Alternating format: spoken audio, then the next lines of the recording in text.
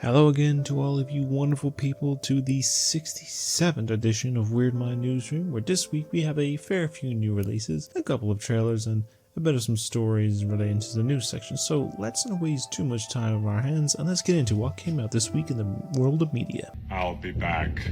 We start off the new releases of this week with the only new film that will take the basis about the way we can make our homes smarter and the dangers that the concept of the AI it controls will have to mess things all up, as we have the newest film from Blumhouse in the form of Afraid. The film will follow a man named Curtis and his family who are selected to test a revolutionary new smart assistant device called Aya that will take smart homes to the next level. But when it starts to learn everyone's behavior and anticipate their needs, it soon makes sure that nothing and no one will get in the family's way. Reception to the film has not been the strongest, of course, as well the cast and performances, as well as aspects of the concept as well. Like, the film falters with taking its concept far enough, as well as the aspect of being the horror feeling very underwhelming. And to a list of other horror films from this year that have interesting ideas but fall flat. But if you want to check it out for yourself, you can catch this new film out now in cinemas. On the TV side of things, it's time for a new mystery to solve, and this one is going much bigger with more glitz and glam, as the unlikely trio of amateur sleuths are back once again to solve a new mystery that ends up in their presence, as we have the fourth entry in the Only Murders in the Building series. This new season will see Charles, Oliver, and Mabel see their small little podcast be turned into a massive motion picture and be jetting off to Hollywood to see their familiar faces play themselves. But it all becomes mixed in with a new depth that happens in the Arconia of Charles' former stunt double and best friend, and it's up to them to maybe the actors to help crack the case and make the film also a smash success in the process. Reception so far for the good chunk of this new season has been very well praised, with many seeing it as a return to form, as many saw a little underwhelming form of the previous season, even though I actually really liked the last season in particular, and seems to have so much excitement, humor, and great chemistry with the cast. Now, I myself already checked out the first episode that's released so far, and I am really looking forward to it. I probably have a board somewhere, like my theories of who the killer is, and I'll probably show in the background once or twice maybe during the next couple episodes. But if you want to check it out for yourself, you can catch a new episode every Tuesday, and the first episode now on Disney+. But if mystery is not your appeal and would rather have some high fantasy aesthetic, then you're in luck, as we are returning to the world of Middle-earth once again with the confirmed second season of Lord of the Rings, The Rings of Power. This season in particular will be focusing on the ever-growing looming threat that is, of course, the all-powerful Sauron, as well as the power shift dynamics between the characters and the eventual creation of the rings that Sauron will use for total control. Reception for this new season has garnered some positive reception with praise of the visuals and expansion of the world of Tolkien's creation, although I have seen a massive discourse online of people that are confused as to why the series is getting some strong reception when they say it's very bad or lacking substance. Well, this just seems to be a common thing online now, that anything that was entertaining or enjoyable back then is just hated on because that's just the cool thing to do, which is getting tedious at this point. But if you want to check it out for yourself, you can catch the first 3 episodes now, with a new episode every Thursday on Amazon Prime. The last of the television for this week is taking a popular long-running series that has flip-flopped in appeal over the years and is now giving a new perspective as Judgment Day is upon us, so it's a new anime based on the popular series of Terminator Zero. The series will take place in 1997 on the eve of Judgment Day in Japan and follow Malcolm Lee, a technical programmer who has been developing a new AI system that will rival the likes of Skynet. But soon he finds himself and his 3 children being pursued by an unknown robot assassin, while also sent aid from a mysterious soldier from the future of 2022. Reception of the new series has been very well praised, the high positives of the fantastic visuals of the series, as well as providing something new and a bit fresh to a series that started to wear and tear and begin to rust apart, with many new potential stories to focus in this format type. If you want to check it out for yourself, you can catch the full series now on Netflix. As for the first of the 2 games for this week is starting off the big fall season of new titles, as we'll be taking us to a vast galaxies far, far away, where we can have to wear cool robes and stuff and swing lightsaber swords, but we're talking a new approach with the realm of the smugglers and scoundrels, as we have the new open world galactic adventure of Star Wars Outlaws. In this title, set between episodes 5 and 6, you play as Kay Vass, a young scoundrel that is looking to swindle and maneuver her way through the galaxy from job to job, but soon gather a massive crew and prep for her biggest heist this side of the galaxy to pay off and maybe even take down some of the biggest figures in the universe's crime syndicate. Reception of this game has been decently well received, with praise to the elements of the narrative,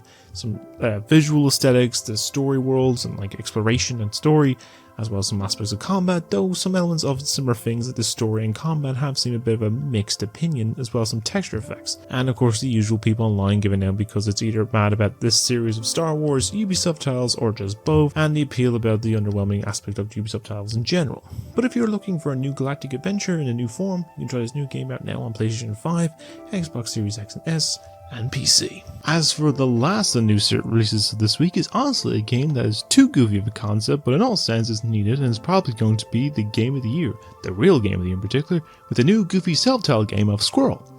with a gun. The game is essentially what it says in the title. She plays a little squirrel who obtains a massive firearm and must use this new weapon to cause mischief, chaos, and control as she fights through the underground facility and neighborhood against an army of hapless secret agents. Reception of this game I've seen a mixed array, but mainly more on the positive side, with praise for its simple, goofy concept, its humor, and ideas, though it may wear off very quick and has been known to have some performance issues in particular. But if you want to play it for yourself in this ironic, probably game of the year, then you can play it now on PC with a PlayStation 5 and Xbox version coming out this October. Of all that, that's all the new releases that we have for this week. Of course, we're going to be starting off the trailers for this week with the big one, as after being radio silent and so many confirmed rumors and delays, we have finally gotten to see the fat blue hedgehog back once again for a return to the big screen, as we received the first trailer for the upcoming release of Sonic the Hedgehog 3. Now, set after the duology of films and the Knuckles series, this new film will see Sonic, Tails, and Knuckles face a mysterious and powerful new adversary in the form of Shadow the Hedgehog, this now voiced by Keanu Reeves, that seems more powerful than those who have faced before. Soon the trio will have to form a likely alliance with Dr. Robotnik in the hopes of stopping Shadow and saving the planet from total destruction. So it is to say the excitement for this film was strong after the tease at the end of the second film, and the wait for this trailer was no exception, as like every single week there was like all the theories about when is the trailer coming out? Is it coming at Comic-Con? Is it coming at Gamescom? When is it? Who knows? And I would say for one, this one went hard, and my god, the Shadow looked awesome. He looks so good and detailed that it makes me question, if the internet didn't relentlessly bully the studio to redesign Sonic, what could have Shadow look like? Would he look exactly like kind of this weird alien form of Sonic from the first movie initially? Who knows? And we don't have to wait too much long for this movie, as we're releasing into cinemas just in time for Christmas on December 20th. The second trailer for this week will be seeing us look to the skies and look to the past, the legend who helped see the man of tomorrow as the true icon he is, and learn the tale that really was the real life superhero, as we have received the trailer for the new biographical documentary of Super/Man, the Christopher Reeve story. This new film will follow the life and career of Christopher Reeve as we see his journey in entertainment and his success as the iconic version of Superman from the late 70s and early 80s, and the sad and beautiful tale of the end of his life with a battle for life-altering illness and injury, the legacy that he would leave behind. So I've heard elements about this for the last little while, and seeing this trailer and looking back on his life and story, it is truly a very tragic tale about what happened to him after, I think it's the fourth Superman film and stuff, that like kind of the last of his life, but like it's a very heartwarming story he moved on after the end of it. Like he was truly a hero, and this film I definitely will say will be a very emotional watch, and it'll be worth it to check out when it releases in the cinemas in the US on September 20th, and then a little bit later over here on November 1st. So the last trailer for this week is with a new take on a horror of a dystopian apocalyptic future, where it is the question if any of this is true or if there's more to this madness, as we received a new trailer for the upcoming horror of Never Let Go. The story is set in the distant future where an unspeakable evil has taken over the world, and we follow a small family where the only protection of the mother and her two sons have is their home and their bond, and need to stay together and keep tethered to cling on to one another and to never let go. However, when one of the boys begins to question if any of this evil is real, the ties that bind them together begin to sever and begin to trigger a terrifying fight for survival. So the idea of this may seem a bit simple and generic, and probably you've heard the story before, but from what I have seen in this film, it does look interesting in some way, and it looks a little unsettling in some, of course. I wonder my own thoughts as to what the meaning of the whole film is, and if there's literally like a big twist to it or some of that kind of thing. But you know, I think it's got Sean Levy involved and some other big names in the title kind of capacity, and it's got Halle Berry in it, so she'll probably do well in this. But I guess we'll have to find it soon enough when the film releases in just under a month's time on September 27th. With all that, that's all the trailers that we have for this week. This is Ripley,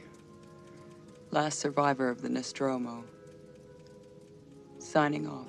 Alright, it's time for the first of two news stories for this week, and of course, the first big news story of the week is talking about all the announcements from the small double bill Nintendo Direct that we just got announced earlier this week that combines both the indie world stories and the partner showcase. They'll be showing more of just the third party and indie titles and none of like the first party titles or even of the new console. Most likely we'll probably get something next month or by October before we see something like that in particular. I'll try and give a quick rundown of everything that was announced at these 2 20-minute short shows, and I'll give a round of announcements and pieces to look out for the rest of the year, Star 25. So, let's go! First in the Indie World roundup was to start with some new expansion for the card game of Baltro, with a crossover announcements with versions based on The Witcher, which I think might be the game of Gwent, Dave the Diver, Castlevania, and Among Us all be getting a release the same day of the event for more card-based fun for you to play with this game series. Next in the show was showing off an update for the team based on a new game of Neva, as you play as Alba, a motherly figure protecting the titular wolf cub as a baby at first before it grows to protect you as it becomes a massive figure. Story goes on, we'll finally get a release date of October 15th for the visually beautiful journey of care and protection. That looks like a lot of fun in particular. The next game unveiled was the unique little office space RPG known as Moth Cubit. As you play as some little moth employees, you climb the corporate ladder from a promotion and survive the onslaught and dangers from the massive corporation you work for. Study events known as The Final Process. It looks like a little quirky and fun little story and full of great characters, and it'll be worth a check out when it releases some point in the spring of 2025. Next on the roster announcements was with the game known as Coffee Talk Tokyo, as you work the creation of a small coffee shop as you serve tasty caffeine and talk with all the colourful characters that come in for a cup and a chat. And it seems like a wholesome little vibrant little game, and if interested you can check this out when it releases sometime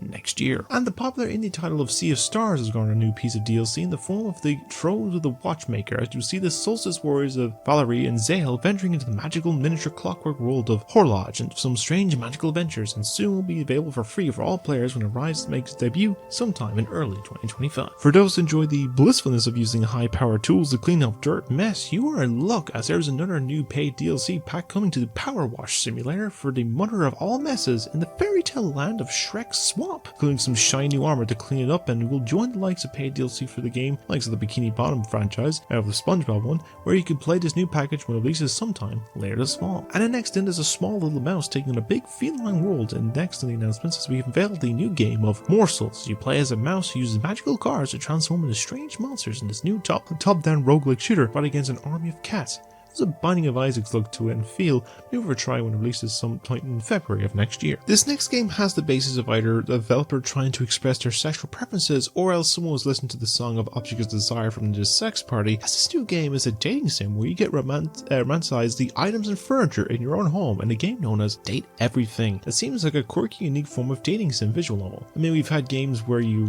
dating pigeons, a game with some behind the scenes of dating drama of dating DILFs, and we're falling in love with the KFC mascot of Colonel Sanders. So it all seems like fun and worth a try when it comes in on the console from October 24th. And next in the games was a new game of Peglin, which is a form of a dungeon turn-based battle mixed with the element of a pachinko machine, or the game of Peggle, and it seems like a unique form of fighting game with cutesy art style, and launches after that presentation on that same day itself, so you can try it there now. The next title shown from the indie event was this quick little game of Wobbly Life, where you play as a little yellow fellow as you do some goofy things like get a job, drive vehicles, and live a normal life of this fun little things, and will be releasing sometime December on the console. And in the case of a sequel to little puzzle solver of Pico Park was also unveiled, with some new challenges, new missions, and up to 8 players all to take part in this fun pixel art puzzler, and has been confirmed to be available shortly after that presentation. And if you saw a variety of some more roundups of a few other indie games in the way, including a new take on content for Shovel Knight and other titles of varying degree, before the Indie World event ended with a surprise announcement of the hit indie game of last year of Pizza Tower was also unveiled for the console debut for the Switch, and was announced to be available on the same day as the console, and this brought the Indie World title of the events to its close. As we move on now to the partner showcase. Starting off said showcase was the commencing of the 40th anniversary of Tetris, with a new compilation title of Tetris Forever that will have some different releases from the past, and a new mode that will change the variations of said game in a massive battle mode, and worth a try when it drops some point later this year. Which is then in case we're following up with Surfing Up Bros, as the new game will be unveiled, a new space-based skateboard type game with the new title of Star Overdrive that lets you surf and turf across the vast lands of this strange planet and fight against some strange creatures and enemies that has the vibe of like Tony Hawk's Pro Skater mixed with the likes of Legend of Zelda and Monster Hunter series, and actually looks pretty cool and probably worth a try when it comes out sometime later next year. Following on from the first 2 inches of the console, probably, they have unveiled that the third game in the massive Goat Simulator series was unveiled at the event,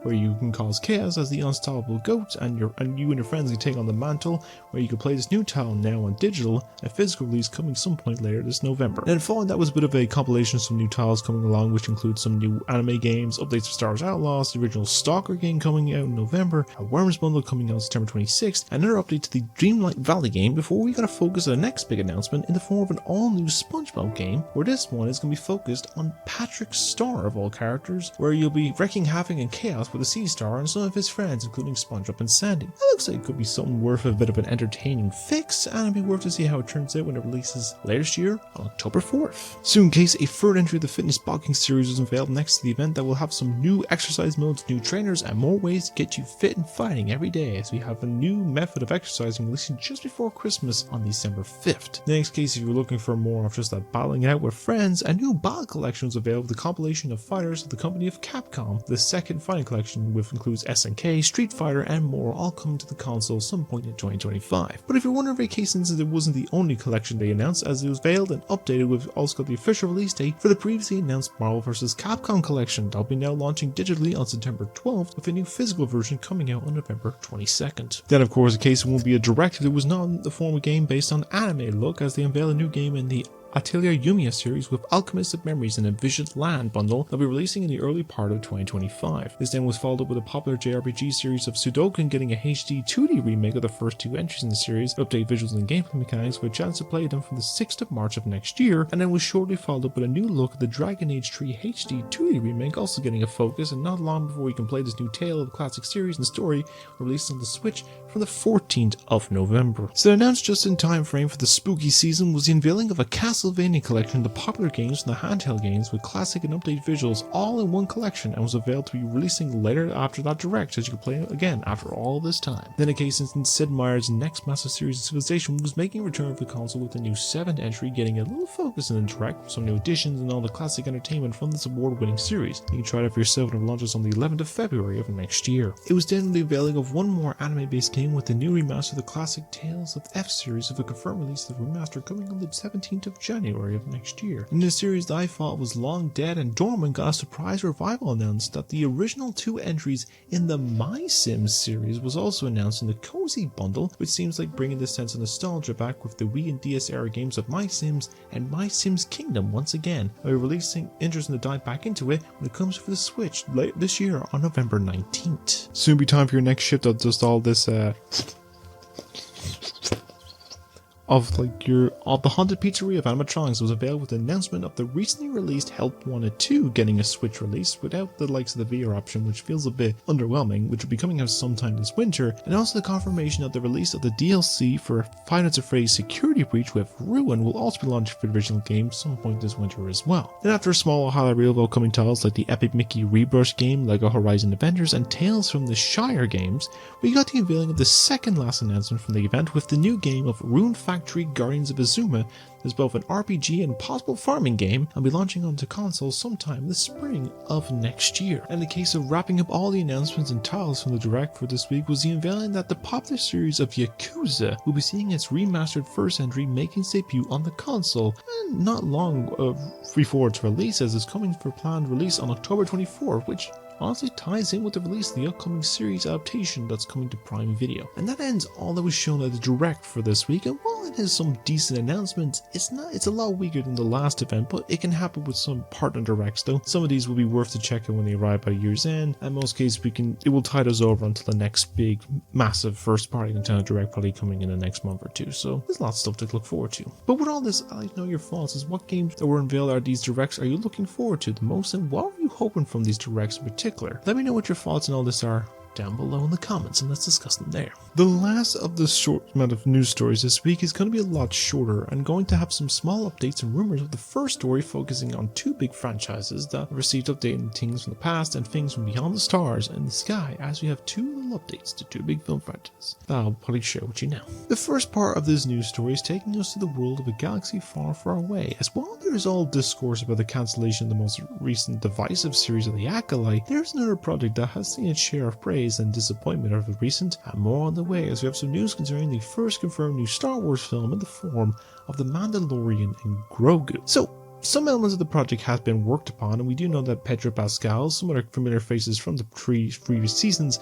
and the most beloved character of the recent series of Grogu will be all making an appearance in the movie. And now we have a confirmation of a new addition to the cast, and that is in the film of big star actress of Sigourney Weaver. Now, Weaver is no stranger to interacting with aliens and strange creatures, as she is of course known for playing Ellen Ripley in the popular Alien franchise, so she had a run-in with strange life forms, of course. Now, it's unclear who she'll be playing, if it will be some kind of known Jedi, bounty hunter, member of the guild, or even an alien creature herself, but I'm sure we'll get some more info about the whole ordeal over the next little while as production continues on, with the project release on the big screen in May of 2026. And the other news story part is taking us back to the world over 65 million years ago, as we have some more new news based on the upcoming entry in the Jurassic film series. As of just this week, we got the first look, the plot summary, and now the official title for the fourth entry in the Jurassic World series in particular, that'll now be called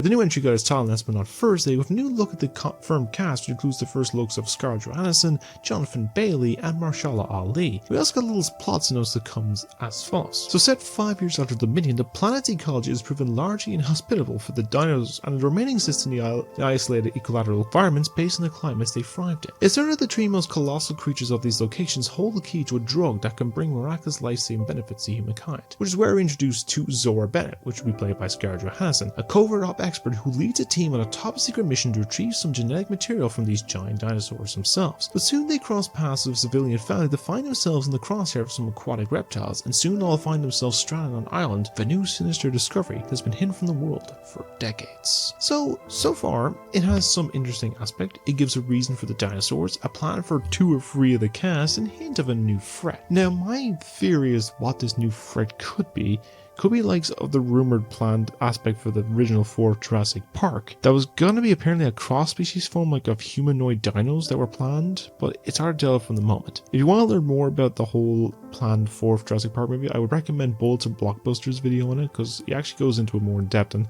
it sounds like an interesting concept, but also sounds very weird. Well, so far, I do not hate the concept. I like the approach it's going for currently. I do wonder where most other casts will fit into this in particular, and then to see how Gareth Edwards' aesthetic will come into play with this project, but I'm sure we'll learn more about this as the film heads into cinemas from the July 2nd of next year. But what I'd like to know your own thoughts on these 2 stories, and what are your opinions on Ripley joining the new Star Wars film, and are you excited for this new titled Jurassic World film? Let me know what your opinions on these discussions all down below. With all that, that's all the news that we have for this week. Squirrel! And now with all of that, that ends episode 68 or 67 of We're in My Newsroom. My apologies. I do hope you enjoy all my ramblings for probably a little over 20 minutes this week. So a few little updates. If you haven't checked it out already, I have another review out currently right now for Despicable Me 4. I finally got around to editing it. Didn't take me too long, but honestly, it was a case instance just dealing with a lot. I still am just kind of at a point where I feel stuck in kind of a Groundhog Day approach, and but besides all that aspect, I will be doing more reviews over time and just working on them and just trying to figure out what's next in the list and trying to work around them. If there's some games, why not just keep them as gameplays and stuff, because I know one of them I think was Wonder, and I'm going to do that as the next gameplay series, so I'll probably just do it as that. But I probably have some more films and shows to work on, but I'll get to it. Gameplay wise, in particular, I have 3 parts left of the mainline story for Hogwarts Legacy still left to do. I'm probably going to edit one of them now tonight, probably upload maybe either some point tomorrow or maybe Monday around the same time as this episode. So I'll probably have that, and maybe hopefully by midweek I'll have the main storyline done, and then I'll do the side quest stuff, and then that's all for Hogwarts Legacy for basically it. And I'll go on to the new games and stuff like that. So you'll probably get it probably by the beginning of September. You're going to get the new aesthetic, which is currently, as I'm filming this, is September 1st. Other stuff, basically the long form stuff, like the AI video, the audience choice that is still being worked on. I'm making a promise to someone very important to me that it is going to be made and hopefully be about the end of this year. Same thing with Watchathon. I keep pushing it for the last fucking year now, and I still haven't done anything to it. I have the videos I'm just working on it. I'm just trying to do a case where I could just gather all the video content footage for it, but I want to do my own aesthetic where I'm just recording it like I did with Horror Must Bore aesthetic. So it's going to be that kind of aesthetic, and it works around some aspects, so you're going to get that. And then other cases, other long forms are going to be worked on, other concepts and projects like ASMR, funny reading stories, maybe some commentary, Q&As, all that other shit. That's coming down the line, but I'm going to work on overtime. But that's probably where I'm going to leave the episode for now. If you enjoyed this video and want to see more from me, then simply like and subscribe, as at least in case I'm hoping to reach my goal of 100 subs, and we are at 85 subscribers right now, which I have to thank every single one of you for subscribing, for many particular people and stuff, including people that were there day one, of course, because I see you out there and love you all. And anyone that joins me, appreciate, welcome you all, and let's build this whole community, of course. Comment your thoughts on everything that was discussed down below, like anything you've seen from new releases, your thoughts on the trailers, as well as the opinions of everything that was in the news discussion this week. Now, it's a lot, but, you know, it's that case sometimes in news, it goes on for a bit. But yeah, that's essentially all I have to discuss right now, and I'm going to stop rambling now for a moment in that particular, and I'm going to leave it there. So, as always, I hope you all stay being wonderful people and have a great day every day, doing many great things, and to keep being you because no one else can do what you do. And as always, I shall see you all in the next part of this series and any other video that I have coming out. So, of course, like and subscribe, and I'll see you all in the next video. So, take care, everyone, and goodbye.